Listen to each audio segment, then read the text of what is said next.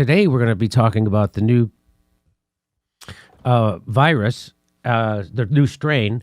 And before we ever talk about COVID or vaccines or anything, I always like to remind people what the science is. The science is that vaccinated or not, everyone is likely to get COVID at some point. Many experts are now saying, and of course, so you're going to get it. Everybody's going to get it. And so I tell people at my live shows, prepare to get it. And it's interesting what they don't tell you. And then, by the way, it won't be eradicated. So everybody, I think, are still operating under the assumption that if enough people get vaccinated, that we can get rid of it. Well, according to the WHO, COVID-19 won't be eradicated. Global health experts expect COVID-19 to circulate and mutate in a similar way to the flu. So it will be here forever, just like the other coronaviruses. So that's what people need to keep in mind. That everyone's going to get it, and it'll never go away. So here's the new variant, right? So ABC News, here's how they try to scare you over it, right? They got to get you scared right away. First thing scary, because that's what gets them views. That's what gets them ratings. That's what gets them clicks. Worried scientists. Oh, they're all just sitting around like this. Worried scientists in South Africa are scrambling. Ooh, I'm worried and scrambling. To combat the lightning spread. Look at that. Lightning. Boy, they got a lot of buzzwords to scare the crap out of you, don't they? To combat the lightning spread across the country of the new and highly transmissible Omicron COVID-19 variant. I prefer the way Joe Biden says it. I prefer to say it Omicron. It's more fun to say it that way. The Omicron COVID-19 variant as the world grapples with the emergence. Oh, we're grappling. It's lightning spread. They're worried. They're scrambling. That's a lot of frickin' scare words for one tweet, isn't it? Here's another tweet from Eric Topol, which Omicron, I want to say Omicron like Joe Biden. Omicron was first detected from a sample collected in Botswana on 11th of November. And then he has a quote. He says, in conclusion, the overall level of risk is assessed as high, and he puts it in caps, to very high. Risk of what? What's the risk? Risk of death? Is the risk of death high to very high? Is the risk of serious illness, or is it contracting it? Because the initial reports out of South African Medical Association says Omicron variant causes mild disease. That's the initial report. So that's kind of funny that they would it's high, very high. Lightning, start scrambling, worried. It's just grapples. So now let's go to the guy. This is the head guy at the NIH, the NIH director, Dr. Francis Collins. And here's what So listen to how, is that Dana Bash? Is that what this is? Yes, it looks like. Listen to what, she wants to be scared. This is what, here we go. I want to go straight to the director of the National Institutes of Health, Dr. Francis Collins. Dr. Collins, thank you so much for joining me. So what is it about this variant that has experts so worried? Ooh, what is it? Are we worried? Why are everybody so worried? Everybody, we're still worried, right? We're going to be worried? So now he says a bunch of stuff that sounds scary, but then watch how he concludes. Watch this. I think the main thing that has us focused on this and has caused a lot of us to be sort of 24/7 on Zoom calls for the last 4 days is that it has so many mutations. Omicron has more than 50 variants that make it different than the original virus, including more than 30 that are in the spike protein. 50 differences, 30 inside that sounds like a lot. I have no idea what any of that means, and neither does anyone else. It's got over 50 30 inside the spike protein. No one knows. It sounds scary, though. But again, let's watch how he concludes. brought my little model along in case Oh, people have it's forgotten scary. what this looks like. So I don't want these that. are those spike proteins that sit on the outside of the virus and enable it to get inside your cells. I don't want that And in the me. Omicron version of that, because of those changes, is going to have a different shape. Oh, different And of course, shapes. that's also what the antibodies are directed against. So the question is, will the antibodies generated by the vaccines that we have all had or should have had, will that enable us to be protected against? Are we going to be protected? Are we going to be protected? Let's see. This virus? I think there's good reasons to think it will probably be okay, but Probably going to be okay. But why don't we scare the shit out of everyone for a while? 50 different variants, 30 was inside the old population. Oh, Jesus Christ. Look, I brought a thing with all the things on it. Look at that. It'll probably be okay. Holy shit. Now, Dana Bash, that does not sit well with her. She does not want us to, she wants to make sure can still be scared. Ready? Watch. it's a great reason to go get boosted. Go get boosted. Have you seen anything to suggest that this new variant causes more serious illness than? Does it cause more serious illness? Right. Isn't that kind of Play it again. Play it again. It's a great reason to go get boosted. Have you seen anything to suggest that this new variant causes more serious illness than previous strains? Well, that's another really important question. How severe would it be? We have no data so far to suggest that it would be. There's even a bit of a report from South Africa that maybe people with this are milder than the usual case, but they're... That shit doesn't stop her. So there's no evidence that to state that it would be more serious. In fact, the initial reports are the opposite. Still, that's not going to stop her. Watch. Let's keep going. mostly young people who have mild illness anyway, so I would say we just don't know. We do think it's more contagious when you look at how rapidly it spread through multiple districts in South Africa. It has the earmarks, therefore, of being particularly likely to spread from one person to another. Well, that was one of the things that got everybody so concerned about Delta was because it was more contagious than the original novel coronavirus. Right. Whoa. Do you think that the new variant Omicron is even more contagious than Delta? Can it be more contagious? We don't know yet. It certainly shows the signs of being able to spread quick. Now, what Dr. Robert Malone said when he was on this show, he predicted that this would happen, that the virus would mutate and become more contagious, but he said less deadly. Now, the initial reports sound that to be backing up that conclusion. Again, we don't have any conclusions yet because it's too early. We won't know for a couple of weeks. But here we go. So the mutations, everyone knew these mutations were coming. That's why they have to have a different flu vaccine. Well, again, I'm not going to talk about it. What we don't know is whether it can compete with Delta. You know, we've had occasions before where we thought a particular variant was going to take over in the United States. Remember Beta? That's I remember. B1351. I It never remember. really took off because Delta was so incredibly effective at spreading that it couldn't compete. We don't know what Omicron will look like if it gets to our country, and I hope it doesn't, but it's fairly likely we'll see cases. Well, will it be able to compete or will it fizzle? Do you think it's already here in the United States? Is it here? Is it already here? We have no evidence that it is, so I'm on the fence about that. We will find out because CDC is looking at tens of thousands of viral isolates every week, and so we're going to find out if it's here. So big picture, Dr. Collins, does this new variant set us back in? Big picture. Come on. Give me some bad news. And we got something bad? Don't you have anything bad for me? I mean, this new thing, it's got to fuck things up for everybody, right? I mean, it's got to make things worse. Our efforts to end this pandemic once and for all. So I'm going to back that up again. So just listen to her question and listen to what it implies. Here, I'm going Hold on. to Can I just say this too, Jimmy? Just watch how often she smiles through this question. Okay. Too. Oh, It's okay. weird. Okay. Oh, why does it do this sometimes? It stops rewinding. I don't know how to do this. In our I know it's every Okay, week, here- and so we're going to find out. Here's the if it's question. here. So big picture, Dr. Collins, does this new variant set us back in our efforts to end this pandemic once and for all? That is kind of weird. Well, it's certainly not good news. We don't know yet how much of an impact this will have. It ought to redouble our efforts to use the tools that we have, which are vaccinations and. So she says, does it set us back in ending this pandemic?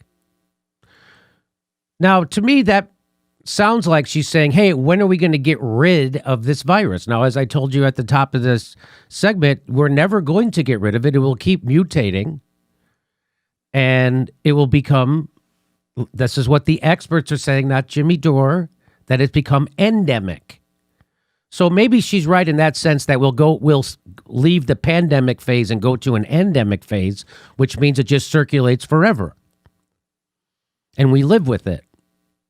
So, but it's, if you were, again, I would bet that 99.9% of the people who are watching this news program think that what she said on the surface is true, that we're going to end this pandemic, meaning get rid of the virus. Okay, and then he doesn't correct her. And watch the stuff that he doesn't say. This is interesting to me, the stuff he doesn't say. So let's watch this. Boosters. And to be sure, we're getting those to the rest of the world too, which the U.S. is doing more than any other country. It also means we need to pay attention to those mitigation strategies that people are just really sick of, like wearing masks when you're indoors with other people who might not be vaccinated, and keeping that social distance issue. I know, America, you're really tired of hearing those things, but the virus is not tired of us, and it's shape-shifting itself. If you imagine we're on a racetrack here, the virus just sort of emerged in a new version, and it's trying to catch up with us, and we have to use every kind of tool in our toolbox. What toolbox? What tools? In a situation that makes this worse. But the only tools he mentioned were vaccines and masks. Did he mention? I didn't. Steph, did you catch him mentioning? No. Did anybody else catch him? Seriously, did anyone else? I'll play it again. I don't but know the tools. I didn't. The only tools that I heard him is to get boosters, vaccinated, and masks. Yes. That's it. He doesn't mention any other tools. There are a lot of tools. For one thing, 200,000 people would still be alive in the United States who were attributed to be dead from COVID. They would still be alive if we had Medicare for all. So you're going to have that kind of massive federal spending to ensure everybody has health care? You mean that kind of thing like the rest of the world does? Expand Medicare for all to everybody so 200,000 more people would still be alive? You mean that kind? No, he doesn't mean that kind of tool. Okay, so that's one big. How about we build more hospitals instead of all the ones we've closed? I'm going to do a segment on that. You have no idea how many hospitals they've closed. In New York City, in the last 20 years, they went from around 75,000 hospital beds down to around 50-something hospital beds in New York City. So he doesn't talk about that. Like, hey, maybe we should reinvest in our hospitals, and maybe we should have some more. There's like, again, I don't want to misquote the numbers on this. There's a huge number of counties in America that don't even have ICUs. They don't even have ICUs. And then there's another huge percentage of counties that don't even have hospitals. And we're going to get to those numbers. But watch what he's not saying. He just says, well, let's back it up. Let me back it up again. We can do when we make the impact this will have. It ought to redouble our efforts to use the tools that we have. What are they? Which are vaccinations and boosters. And to be sure, we're getting those to the rest of the world too, which the U.S. is doing more than any other country. It also means we need to pay attention to those mitigation strategies that people are just really sick of, like wearing masks when you're indoors with other people who might not be vaccinated, and keeping that social distance issue. I know, America, you're really tired of hearing those things, but the virus is not tired of us, and it's shape-shifting itself. If you imagine we're on a racetrack here, the virus just sort of emerged in a new version, and it's trying to catch up with us, and we have to use every kind of tool in our toolbox to keep that. So again, he mentioned 4 tools, vaccines and boosters. That's really one. That's the same thing. So 3 tools, all our tools. What are they? Vaccines, masks, and social distancing. The same thing they were telling us when this thing started. He's got nothing really. So if you go to the hospital, they don't treat you any differently than when this thing started. If you get sick from COVID, they don't treat you any different. Of course, Well, now we know there's monoclonals. How come he doesn't talk about monoclonals? Now we know fluvoxamine helps a lot. How come he doesn't talk about that?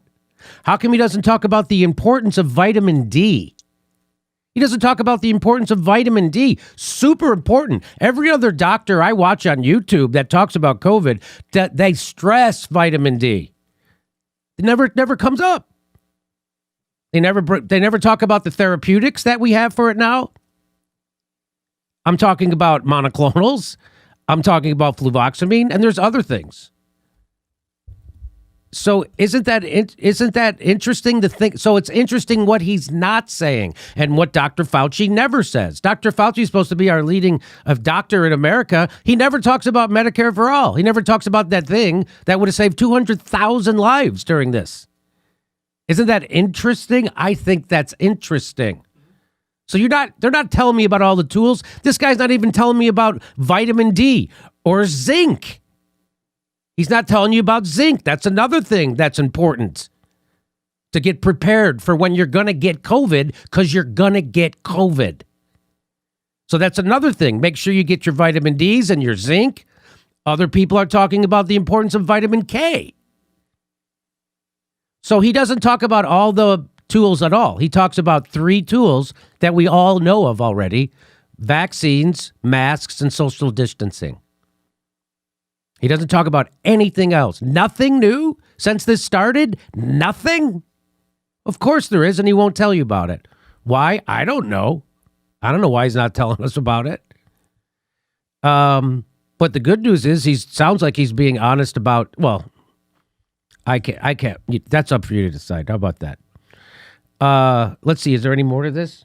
From getting in a situation that makes this worse. We can do this, but we have to do it all together. Dr. Francis Collins. Okay, that's it. Again, nothing else.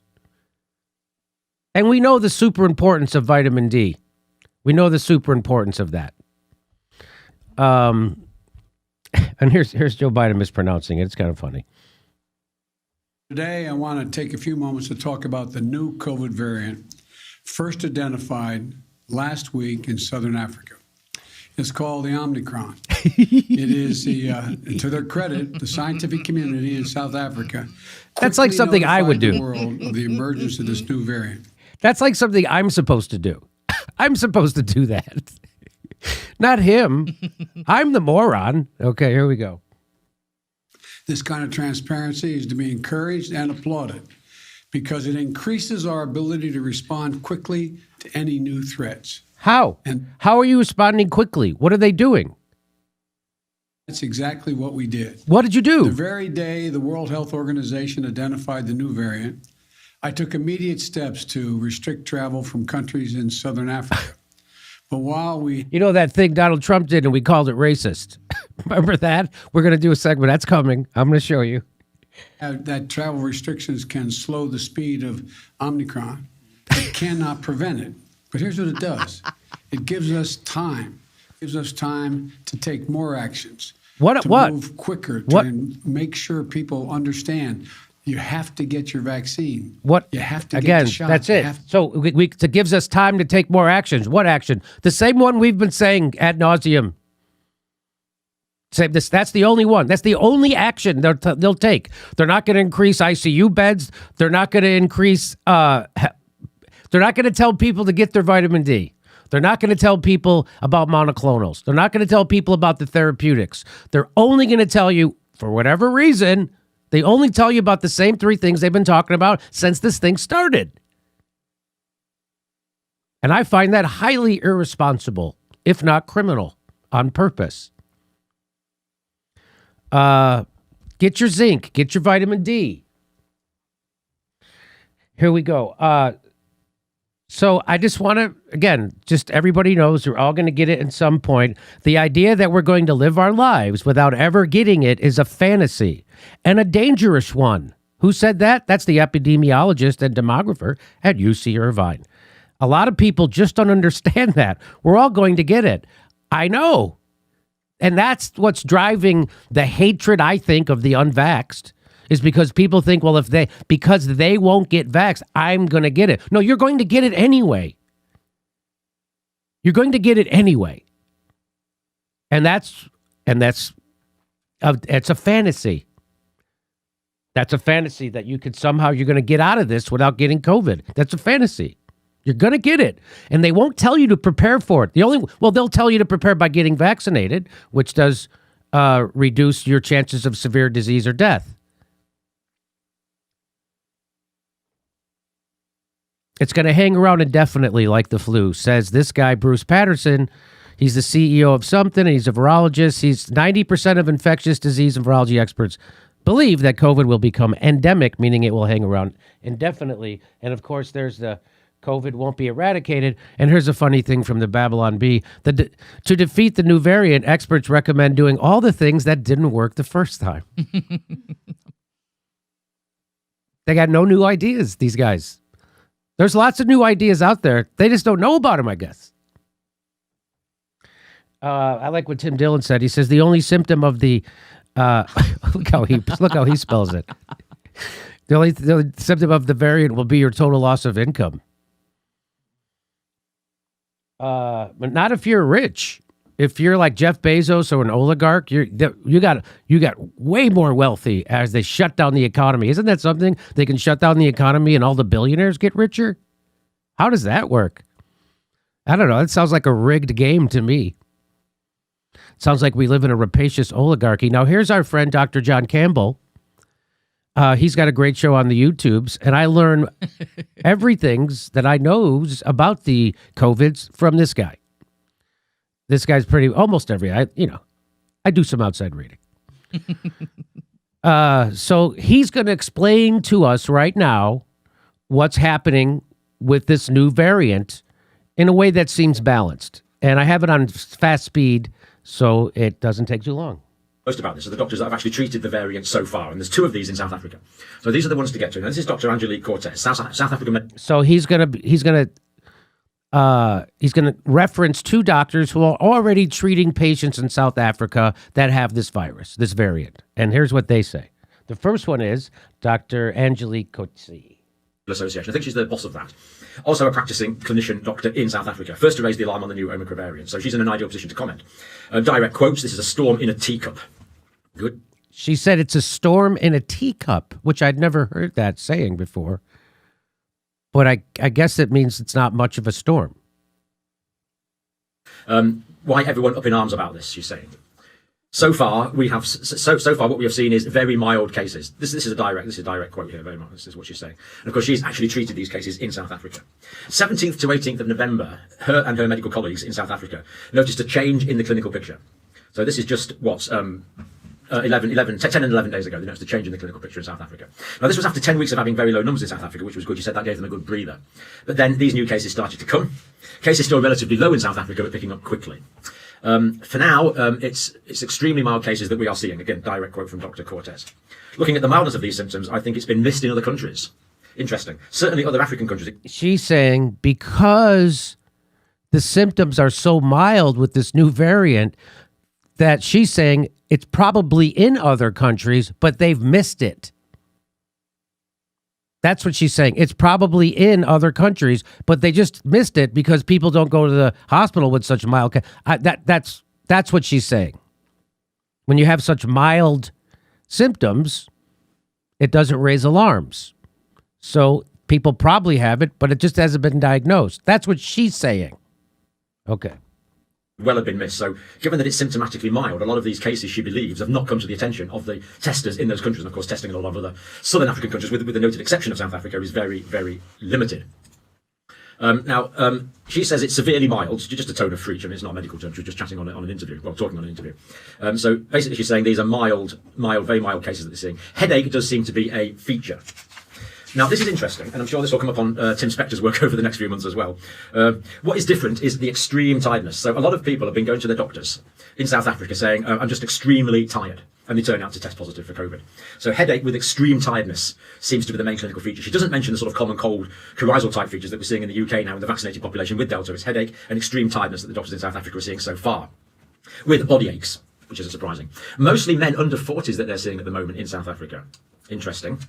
I really think the vaccine plays a role here, breakthrough infections, but very, very mild. So she's saying the vaccine isn't important is important. The vaccine is important, but they are seeing breakthrough infections in the vaccinated. But the good news is the infection that she's seeing in her vaccinated patients and in her colleagues' vaccinated patients, the infections that they're seeing in the vaccinated are very mild. This is the report from the clinicians in South Africa. You can call over all of hospitals in Pretoria. You will see there's not a huge influx of patients with this Omicron, so not a lot of hospitalizations, at least in the Pretoria area. If Africa is not going to be vaccinated, you will see new variants coming up. So is Africa going to be vaccinated? Well, the uptake in South Africa is about 24% at the moment for fully vaccinated, but that's largely due to vaccine hesitancy. In other parts of Africa, we're still looking well into the single digits of people doubly vaccinated, 2, 3, 4, 5%. And if the world decides not to vaccinate Africa, which is a choice we can make, then if it decides not to vaccinate Africa, then it is totally inevitable we'll be seeing a string of these variants coming from Africa. It's completely inevitable. And this particular strain probably came from one immunocompromised individual. I don't know if we'll ever know that, but that's the most likely scenario. So President Biden, Boris Johnson, Ursula von der Leyen, Scott Morrison, True, whatever that guy in Canada's called. Do you want to vaccinate the world or not? Your choice. Do you want to vaccinate Africa or not? You can choose to vaccinate Africa or you can choose not to bother. It's your choice. As this South African doctor so eloquently points out.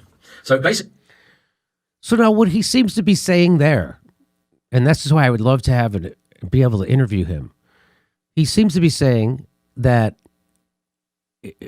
if we get the vaccine to everybody in Africa, that somehow that will stop the mutations. That's what that's what it sounds like to me. I don't know. I'm gonna have to get clarity on that. Is that what it sounds like to you, Steph? That he's saying?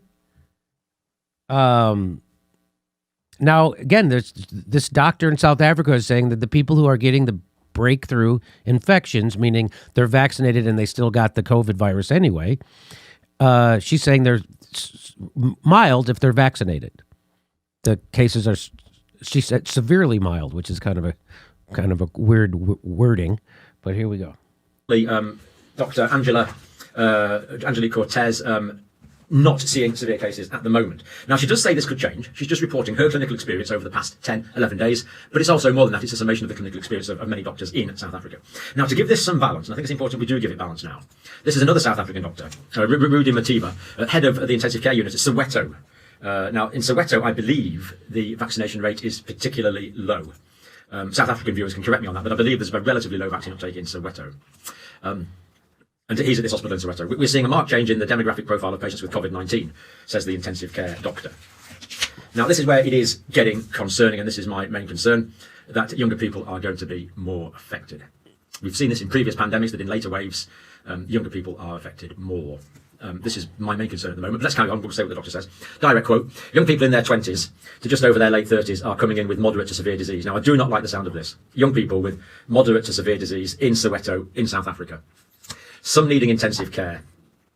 About 65% are not vaccinated, and most of the rest are only half vaccinated. So 65% of the intensive care doctor's patients are not vaccinated, and most of the rest are only half vaccinated, one dose of vaccine. So it's looking like the South Africa experience is saying that you get mild disease if you've had 2 doses of vaccines, very, very mild disease in terms of probability. Greater risk if you've had 1 vaccine, and if you've had no vaccines at all, then I'm afraid it looks like you are at risk for an Omicron.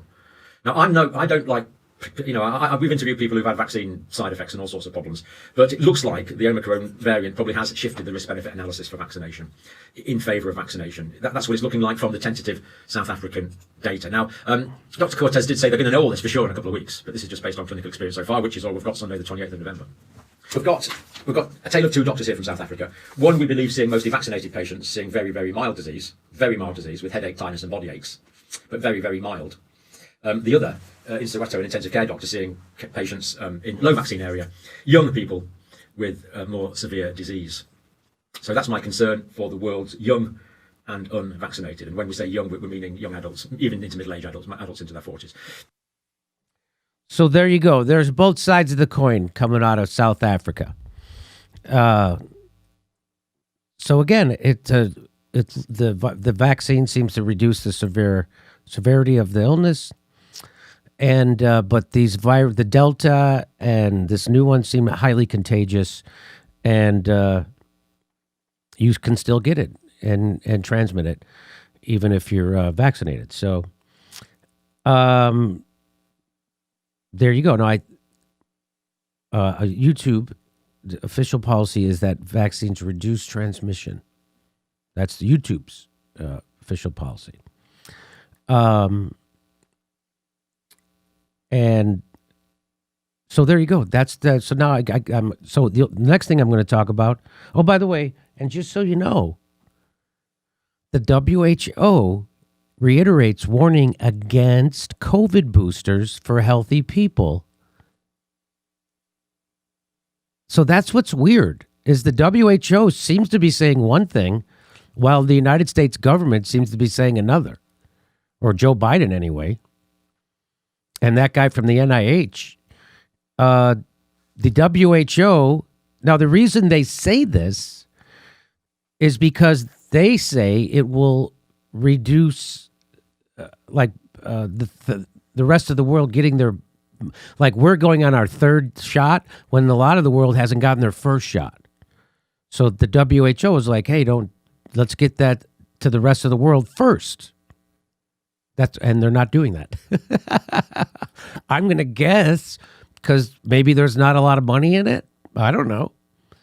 Well, if there was a lot of money in it, then you think so. There's certainly the boosters certainly are paid for by the U.S. government. So there's money in it. But so that just to let you know that the WHO reiterates warning against COVID boosters for healthy people as U.S. weighs distribution of third shots. So it's amazing what people emphasize and what they don't emphasize about COVID. I think that's very telling. What people emphasize about the treatment of COVID or the handling of it or the way we should deal with this pandemic and what they don't say. It's very revealing. That guy from the NIH talked about all the tools. He didn't talk about anything other than the things they've been talking about for the last year and a half. You got nothing new? Nothing? Why won't you talk? Why won't they tell you about the importance of vitamin D? Why won't they tell you the importance of that? Why don't they tell you there's monoclonals available? Or the studies that show fluvoxamine are helpful. And anyway. Hey, we're doing live stand-up shows in Los Angeles, December 3rd, 10th, and 17th. The first 3 Fridays in December in Studio City at Two Roads Theater. If you're in Los Angeles area, see you there.